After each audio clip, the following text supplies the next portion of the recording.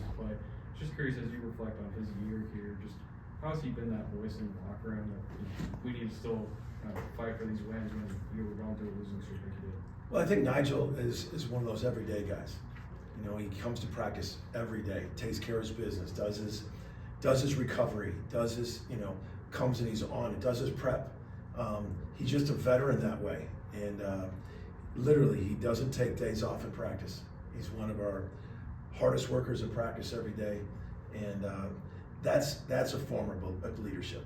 Might not be really loud alpha dog voice leadership, but he leads with his belief and his work ethic and his prep. Those are all forms of leadership for Nijel. What does that say about a guy who's played a ton of college basketball and maybe this year the results maybe aren't where he wished they would be? I mean, he loves the game. I mean, he loves to play. He loves the game, and grew up in Indiana. He just loves it. Absolutely loves it, and that's what it says about him. Where did this team, even though the record is not spectacular at this point, they've never not tried in a game. They've never quit in a game. They've always played hard. That's a testament to you and these four guys as seniors and leaders. But what does it say about these four guys as this team plays hard as they can in every game? It says a lot about who they are as character. It says a lot about the group as a whole and everybody involved, from the assistant coaches to everybody, is that just believing in each other and staying with it.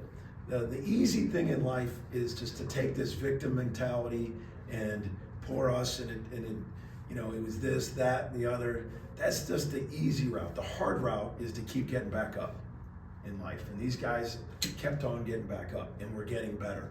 We're noticeably playing better on both ends. We talked about this in here a handful of times. Just the ability to have a third ball handler in Dayton. I mean, it's night and day. So he missed 4 SEC games. He missed the Arkansas, Alabama, Ole Miss, and South Carolina. Then he had 5 games where he was trying to come back, and sometimes he just.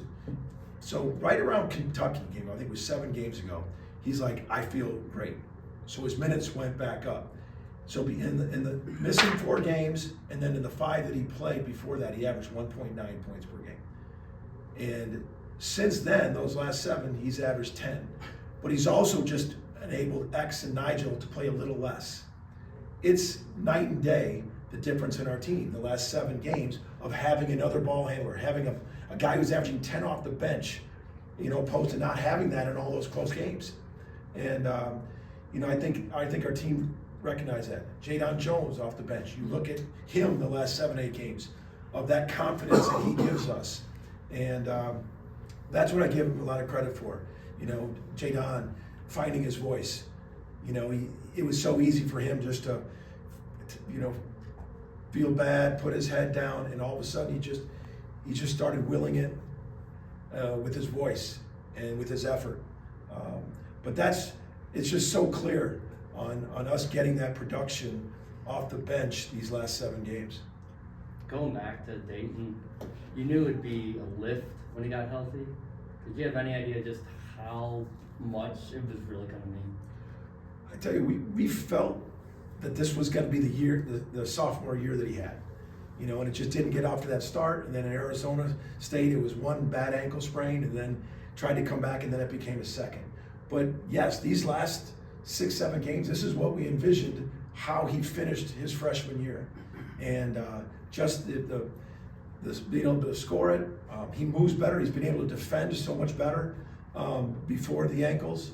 So this is what we envisioned. This was the sophomore we thought he's had, and unfortunately sometimes injuries come in and play like that. But I think the whole team recognizes it. We all do, and it's really helping X and Nijel a little relief about the amount of minutes and also the pressure of another ball handler.